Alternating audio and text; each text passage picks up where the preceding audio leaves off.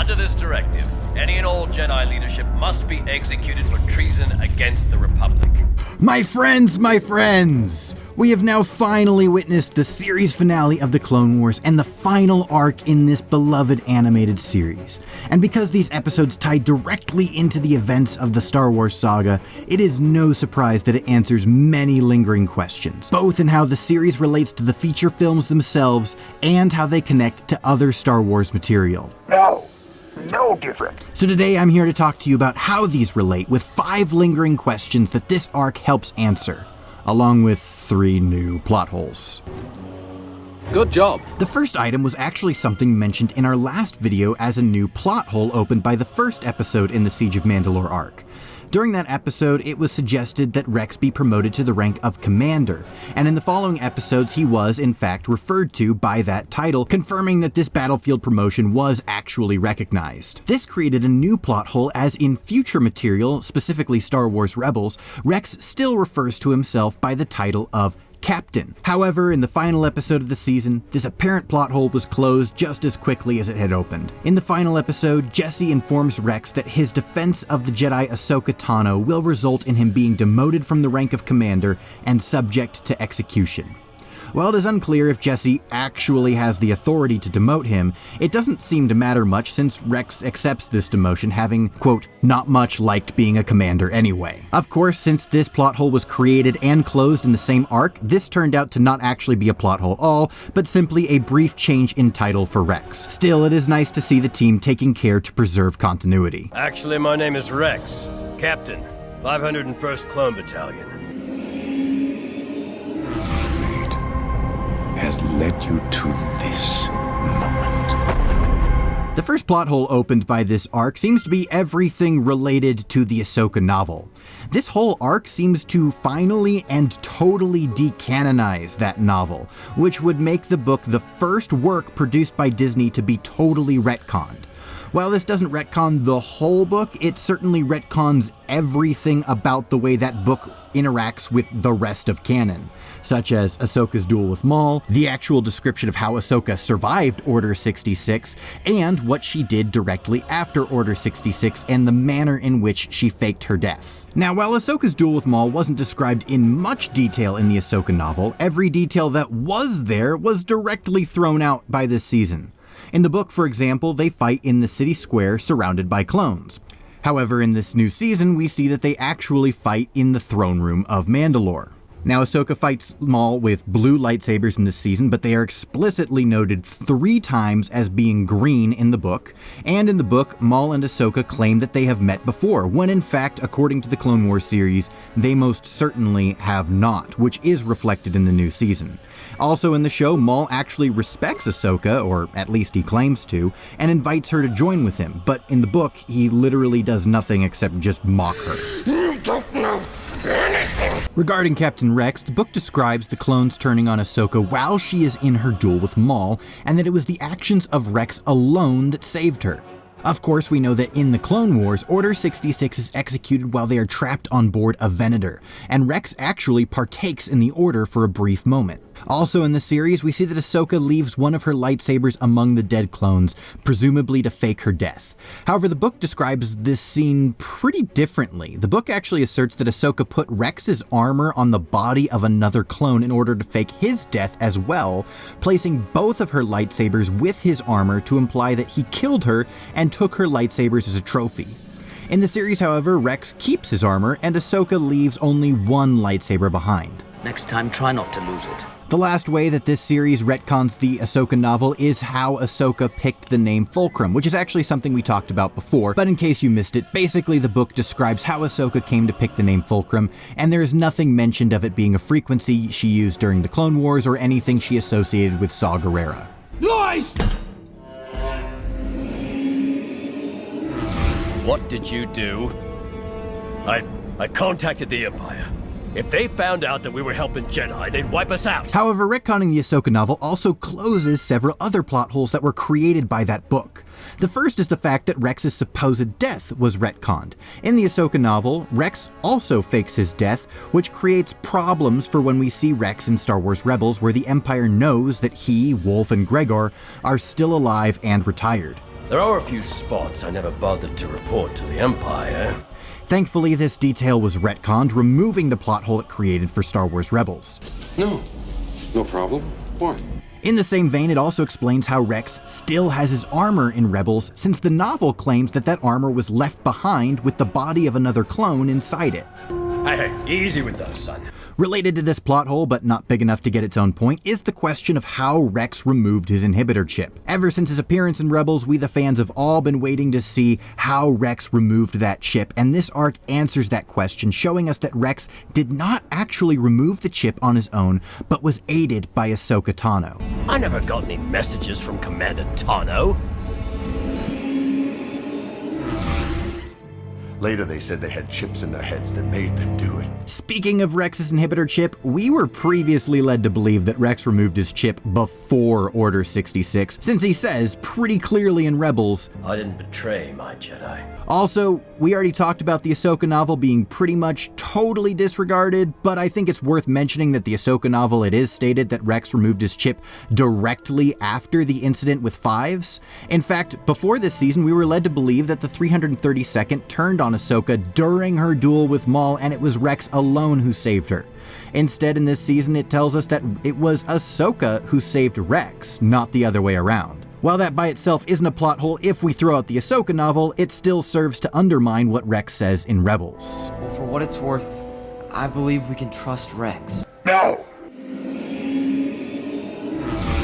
Bo-Katan was made regent by the Jedi before the end of the Clone War.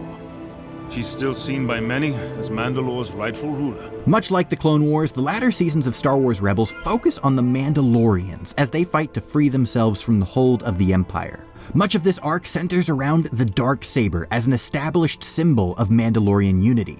Sabine comes into the possession of the Darksaber after a confrontation with the former Sith Maul, which gives her a unique opportunity to call for the unification of the Mandalorian clans.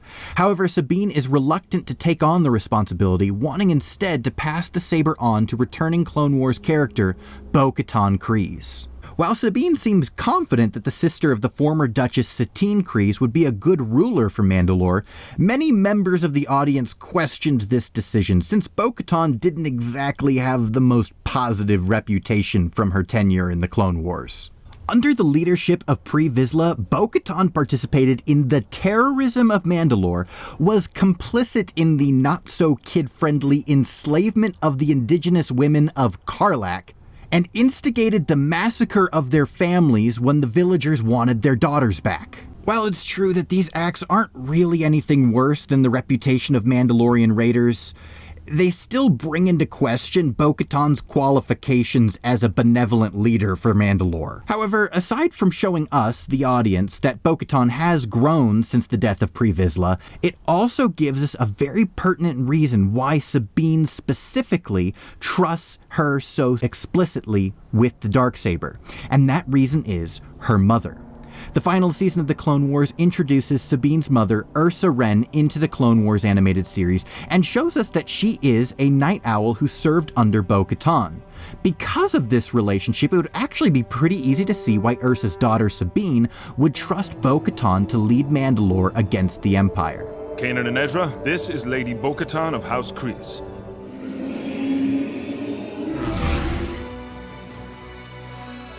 The finale ends with a shot of Darth Vader finding the rusted lightsaber of his former Padawan, Ahsoka Tano, and we finally get to see Star Wars' most iconic villain animated in the Clone Wars style.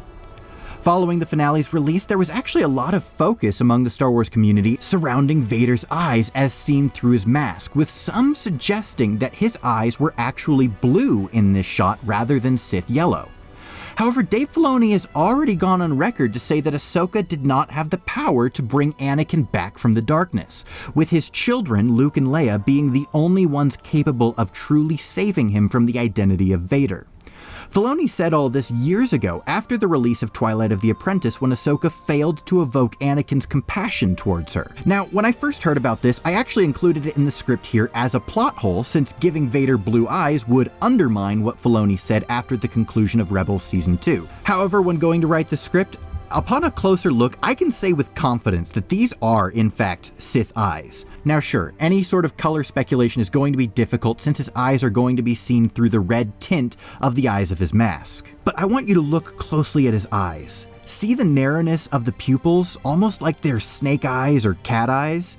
The animators went out of their way to show us that Anakin is lost in this shot. And even though you can't really make out the color, I think it's pretty clear that under his mask, these are actually Sith eyes. However, there is a really good reason that people picked up on the remorsefulness in Vader, and that was also intentional by the animators. And while it does involve his eyes, it is not the eyes themselves. Here's what I mean. Because this is the first time that Vader has been animated in the Clone Wars style, that means that the animators did not have to work with an existing render, and it gave them complete freedom to express creativity and artistic changes. The biggest change that was made comes in the shape of his helmet brow. Especially compared to Rebels, the angry downturn between his eyes is significantly reduced, while the descending angles on either side of his eyes is exaggerated and brought much closer in towards the eyes themselves than we've ever seen in previous renditions. Vader's helmet is normally designed to evoke images of nothing but cruelty, yet here there is something pensive and even remorseful about his gaze. Even though this isn't an in-universe plot hole closed, I did want to include it here to emphasize that this scene does not create a new plot hole, but instead totally and completely re-emphasizes what has already been said and demonstrated to us both by Dave Filoni and the events of Return of the Jedi. Ahsoka.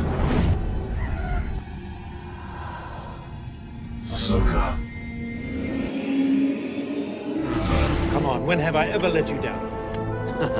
The last plot hole I want to bring up comes to us in the Venator hangar bay. Inside the main hangar, there's only a single shuttle. And this makes absolutely no sense, as Venators normally carry a host of fighters and gunships. Now, while we can see that there are several Y-Wings and fighters in the maintenance bay, there don't seem to be any Republic gunships. Now, I'm sure Eckhart's Ladder would do a much better job than I telling you why this is a terrible idea, but to put it simply, this is incredibly stupid. We know that this is not an issue of vehicles being lost during the Siege of Mandalore, as the presence of the Coruscant Guard tells us that this ship was sent from Coruscant specifically to retrieve Rex, Ahsoka, and Maul. This destroyer should have been equipped with enough shuttles and gunships for a proper escort, and yet there is only a single shuttle. While this isn't a continuity error per se, this is an illogical decision that cannot be explained by the logic of the characters in the show, and was simply a decision made to add tension to the final episode.